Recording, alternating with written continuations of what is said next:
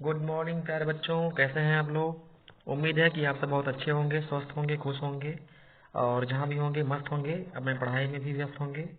तो प्यारे बच्चों, आज हम क्लास 12 के इंग्लिश के पोइट्री का लेसन नंबर 5, जिसका नाम है आंट जेनिफर्स टाइगर, जिसको हम लोग पढ़ने वाले हैं। लाइन बाय लाइन इसको स्टडी करने वाले हैं। बच्चों, मैं इस चैप्टर को पढ़ाने से पहले कुछ चीज़ें बता देना चाहता हूँ इसके बारे में कि पोइट्री चाहे हिंदी का हो चाहे इंग्लिश का हो, एक ऐसा सेक्शन होता है जिसमें हर एक लाइन एक कोड के जैसे लिखी होती है। जैसे लाइन तो कुछ और लिखा होगा, जिसका पढ़ने में उसका जब मीनिंग निकाला जाएगा, उसका जब सेंस निकाला जाएगा तो वो डिफरेंट निकलता है। और इतना डिफरेंट निकलता है कि हमको वो बिल्कुल आश्चर्य में डाल के रख देता है। तो बच्चों, हमको इसी के बारे में स्टडी करना है। तो बेसिकली हम लेसन 5 जो 12 के इंग्लिश का पोइट्री का चैप्टर नंबर 5 है, जिसका नाम है आंट जेनिफर्स टाइगर, जिसको हिंदी में इसका अर्थ होगा कि आंट जेनिफर्स का टाइगर।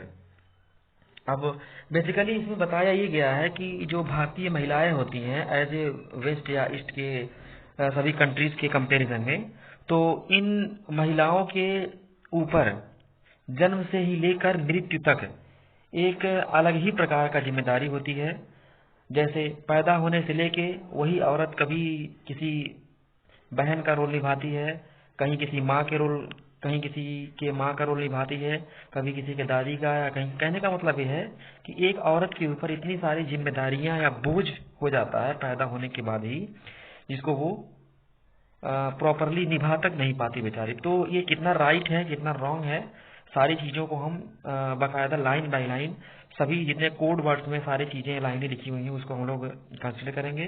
तो प्यारे बच्चों, बिना समय को व्यर्थ किए हुए सीधे चलते हैं अपने टॉपिक पर। और टॉपिक पर चलने से पहले मैं अभी आप सभी लोगों से रिक्वेस्ट करना चाहूँगा कि ये जो चैनल है मेरा, जिसका नाम है MS विद्यापीठ, आप सभी लोगों से मेरा रिक्वेस्ट है कि इस चैनल पर 9th 10th 11th और 12th के सभी बच्चों का इंग्लिश से लेके SST से लेके हिंदी से लेके सारी चीज़ों की कंप्लीट तैयारी करवाई जाएगी।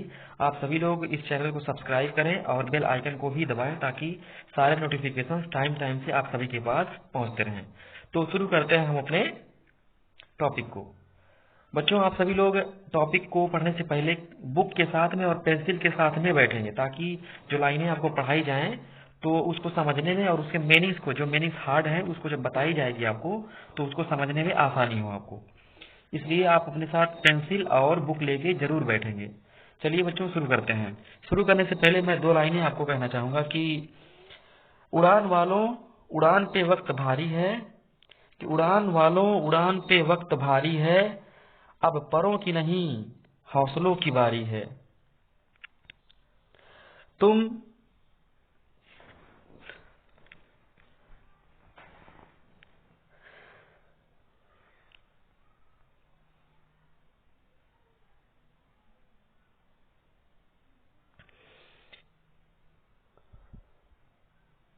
कि उड़ान वालों उड़ान पे वक्त भारी है, कि अब परों के नहीं है हौसलों की बारी है। तुम कतरों से नहीं तूफानों से जंग लड़ो, तुम कतरों से नहीं तूफानों से जंग लड़ो, तुम्हें बचाना समंदर की जिम्मेदारी है। बच्चों, समंदर की जिम्मेदारी है, यानी कहने का मतलब ये है, आप अपने जीवन को इतना बिजी कर लीजिए, इतना व्यस्त कर लीजिए अपने कामयाबी में आगे बढ़ने के लिए, कि आपको फालतू टाइम बचे ही ना। और ऐसा कहा गया है कि व्यस्त जीवन जीवन के आधे दुखों का अंत है। यानी अगर आप व्यस्त रहते हैं तो वैसे ही आपके जीवन का आधा दुख खत्म हो जाता है। फिलहाल बच्चों, शुरू करते हैं पहले लाइन से। तो इसमें लिखा हुआ है कि aunt Jennifer's tiger prance across a screen. अब बेसिकली इसमें एक आंटी हैं जिनका विवाह हो चुका है, और वो एक कढ़ाई कर रही हैं। कुछ स्क्रीन है, कुछ पर्दा है, उस पर्दे पर कढ़ाई कर रही हैं, और उस कढ़ाई पर ये एक टाइगर का फिगर बना रही हैं। उसी के बारे में पढ़ा लिखा है aunt Jennifer tiger. Aunt Jennifer का जो टाइगर है, प्रांस प्रांस मीन्स उछल कूद कर रहा है, अक्रॉस ए स्क्रीन माने ऐसा प्रतीत हो रहा है कि वो पर्दे के चारों तरफ जो आंट जेनिफर का टाइगर है, जिस टाइगर को ये कढ़ाई में बना रही है, वो उछल कूद कर रहा है। आंट जेनिफर का टाइगर उछल कूद, पर्दे पर उछल उछल कूद कर रहा है। और bright topaz diligence of a world of green. Bright topaz means जो चमकीले पुखराज होते हैं, जो जेम्स होते हैं, डेनिजन्स वो निवासी होते हैं, ऑफ ए वर्ल्ड माने ऐसे संसार का, ऑफ ग्रीन माने हरे भरे। तो जंगल जो हरे भरे होते हैं, यानी ग्रीन वर्ल्ड का इसमें कंपैरिजन किया गया है जंगल से, इसको जंगल मानेंगे। और ब्राइट टोपाज जो इसमें लिखा हुआ है, वो ब्राइट टोपाज को आप टाइगर्स को मानेंगे, यानी टाइगर्स जो है वो हरे भरे संसार, जिसका अर्थ है कि वो जंगल के निवासी होते हैं। आंट जेनिफर जिस पर्दे पर टाइगर का कढ़ाई बना रही हैं, ऐसा प्रतीत हो रहा है कि वो उछल कूद कर रहे हैं। और जो टाइगर है वो टाइगर हरे भरे संसार का निवासी होता है। आगे चलते हैं। दे डू नॉट फियर, और उस टाइगर को दे डू नॉट फियर, वह डरते नहीं है, फियर मीन्स डर, वह डरते नहीं है, द मैन उन व्यक्तियों से, बीनीथ द ट्री जो पेड़ के नीचे होते हैं। कहने का अर्थ इसका यह है कि वो व्यक्ति जो पेड़ के नीचे होते हैं, जो उन टाइगर्स को देखने जाते हैं एज ए टूर के रूप में या किसी भी सेंस में वो देखने जाते हैं, तो जो पेड़ के नीचे होते हैं, उन पेड़ के नीचे स्थित लोगों से उन टाइगर्स को डर नहीं लगता, क्योंकि वो कंप्लीट फ्री होते हैं, स्वतंत्र होते हैं। आगे लिखा हुआ है, they pace in sleek chivalric certainty. लिखा दे पेस, दे मीन्स वे, पेस गति करते हैं, वे गति करते हैं, इन स्लीक आकर्षक ढंग से, शिवालिक कहने का अर्थ ये है इसका कि वो एक सभ्य तरीके से या शिष्टाचार के मैनर से, वे शिष्टाचार प्रकार से आकर्षक पूर्वक, सर्टेनिटी निश्चितता से गति करते हैं। वे आकर्षक पूर्वक, आकर्षकता से और शिष्टाचारता से, निश्चितता से गति कर रहे हैं। बच्चों, उम्मीद है कि आपको समझ में आ गया होगा। आगे चलते हैं। Aunt Jennifer's fingers. अब इसमें बड़ी शानदार लाइन लिखी हुई है जी, इस कोड को हम और आप मिलकर डिकोड करना चाहेंगे कि इसका अर्थ ये होता है कि ये जो लाइन लिखी हुई है, aunt Jennifer's finger, aunt Jennifer's की उंगलियां जो है फड़फड़ा रही हैं थ्रू हर वूल। कहने का मतलब वूल मतलब होता है ऊन, तो वो जिस ऊन के धागे के माध्यम से वो जो बना रही हैं, वो जो कढ़ाई कर रही हैं, उसमें उनकी उंगलियां जो फड़फड़ा रही हैं। आगे लिखा हुआ है, find even the ivory needle. Ivory needles का अर्थ ये होता है कि हाथी के दांत का जो निडल सुई बनी होती है, जिसके माध्यम से कढ़ाई करी जाती है, वो हार्ड मुश्किल हो रही है टू पुल, उसे खींचने में। और आंट जेनिफर जो है वो इतनी कमजोर हो चुकी हैं बेसिकली कि उनको हाथी के दांत का जो बना हुआ सुई है, निडल है, उसको खींचने में, कढ़ाई ऐसे कैसे करते हैं कि पर्दे पर उसको एक बार डालना पड़ता है, फिर खींचना पड़ता है ऐसे, तो उनको खींचने में भी प्रॉब्लम हो रही है आंट जेनिफर को, वो इतनी बेसिकली कमजोर हो चुकी हैं। आगे लिखा है, द मैसिव वेट, भारी भरकम, मैसी मीन्स भारी भरकम, वेट मीन्स वजन, भारी भरकम वजन ऑफ अंकल्स वेडिंग, चाचा के विवाह का, बैंड मीन्स अंगूठी समझ सकते हैं, यानी अंकल के, यानी आंट है जेनिफर, और आंट के हस्बैंड का नाम इसमें नहीं दिया है, लेकिन अंकल समझेंगे हम। अंकल के विवाह का जो अंगूठी का जो भारी भरकम वजन है, वो चाची के हाथ में पड़ा हुआ है। कहने का अर्थ मैं आप लोगों को पहले ही समझा चुका हूँ कि स्त्रियों के विवाह के बाद, जैसे विवाह हो जाता है, उनकी अंगूठी में इंगेजमेंट की अंगूठी पड़ने के बाद ही एक बहुत बड़ी जिम्मेदारी उनके अंदर आ जाती है, एक उनके सर पर डाल दिया जाता है, उनके हाथों में दे दिया जाता है, जो एक्चुअली में वो बहुत भारी जिम्मेदारी होती है। वो भले ही नहीं उसको संभाल पाए, लेकिन उसके बाद भी उनको संभालना पड़ता है। ये हमारे समाज में ऐसा बेसिकली चलता रहता है। ये एक सर्कल है जिसमें चारों तरफ से सर्कल में गोल गोल गोल गोल करके ये सारी चीजें घूमती रहती हैं। आगे चलते हैं।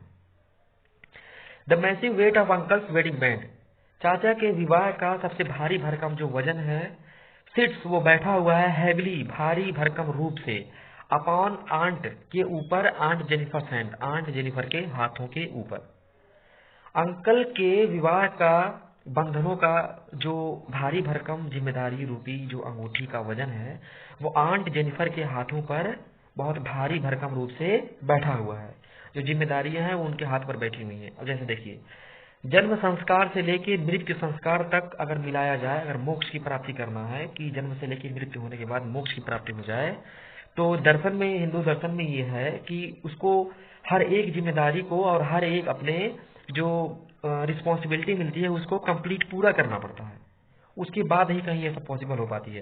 तो जैसे एक स्त्री होती है, स्त्री को अपने सभी जिम्मेदारी को पूरा करना पड़ता है, उसी इसमें बातों को इसमें मेंशन किया हुआ है।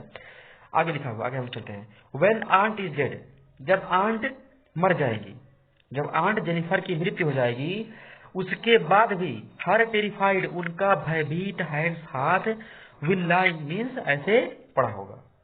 जब आंट जेनिफर की मृत्यु हो जाएगी उसके बाद भी उनका जो डरा हुआ और भयभीत जो हाथ है वो पड़ा रहेगा। स्टिल रिंग्ड, अब भी उनके हाथों में रिंग्ड अंगूठी पड़ी होगी। विथ ऑर्डिल्स, और उनको ऑर्डिल्स मीन्स अग्नि परीक्षा देना पड़ेगा। सी वाज मास्टर्ड बाई, जिसके द्वारा वो या जिनके द्वारा वो, मतलब एक नौकर समझ सकते हैं, नौकर बनाई गई है। कहने का मतलब ये है कि उनका जो मालिक जो मास्टर होता है, अब उस मास्टर को या उस अपने पति को मरने के बावजूद भी जो उनके हाथ पर भारी भरकम अंगूठी रूपी जो जिम्मेदारी का वजन था, उस वजन का इनको अग्नि परीक्षा देना पड़ेगा चिता पर जलने के बावजूद। और जब स्त्रियां चिता पर जलती हैं तो शायद ऐसा कहा जाता है कि उनके पैर के उंगलियों में कुछ नाम नहीं मुझे कंफर्म याद है, कुछ ऐसे अंगूठी डाल दिए जाते हैं जो कभी उसको निकाला नहीं जा सकता है बीच में। वो मर जाने के बाद जब वो चिता पर जलने जाती है तब उसको निकाली जाती है, या शायद नहीं भी निकाली जाती है, वैसे ही जल जाते हैं।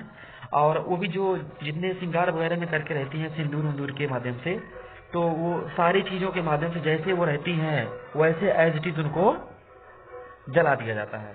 ऐसे ही उनको मतलब चिता पर जला दिया जाता है। तो मतलब उस वक्त भी मरने के बावजूद भी उनको अग्नि परीक्षा देनी पड़ती है। आगे चलते हैं। लिखा हुआ है the tiger in the panel, और वह टाइगर जिसको आंट जेनिफर जो है अपने स्क्रीन यानी पर्दे पर बना रही थी। The tiger in the panel, पर्दे पर बनाया गया वो जो टाइगर था। दैट सी मेड, जिसको वह बना रही थी। विल गो, वह चला जाएगा। ऑन प्रांसिंग, उछलते कूदते हुए वह चला जाएगा। Proud and unafraid, proud means गर्व से, एंड अनअफ्रेड मीन्स बिना डरे हुए। वह बिना डरे हुए गर्व से वहां से चला जाएगा। लिखा हुआ है जब आंट जेनिफर का मृत्यु हो जाएगा तब भी उनका डरा हुआ हाथों पर उनके जिम्मेदारी रूपी जो भारी भरकम जिम्मेदारी रूपी अंगूठी था तभी पड़ा होगा। और वह टाइगर जो अपने पर्दे पर वो बना रही थी वो शानदार तरीके से गर्व से बिना डरे हुए वहां से चला जाएगा। बच्चों कंप्लीट हमारा ये पोएट्री लेसन 5 जो था आंट जेनिफर टाइगर ये समाप्त होता है। इसके बाद हम आने वाले टाइम में हम एक नए लेसन को का स्टडी करेंगे। बाकी बच्चों इसके क्वेश्चन आंसर को मैं अगले वीडियो में पूरी तरीके से सॉल्व करवाने की कोशिश करूंगा। और मेरा अंतिम में आपसे फिर एक बार रिक्वेस्ट है कि चैनल को सब्सक्राइब करें। चैनल का नाम है MS विद्यापीठ। इस चैनल को आप सभी बच्चे मिलकर सब्सक्राइब करें, लाइक करें और फॉलो करें। बाकी बच्चों मिलते हैं कल इसी उम्मीद के साथ, तब तक के लिए जय हिंद।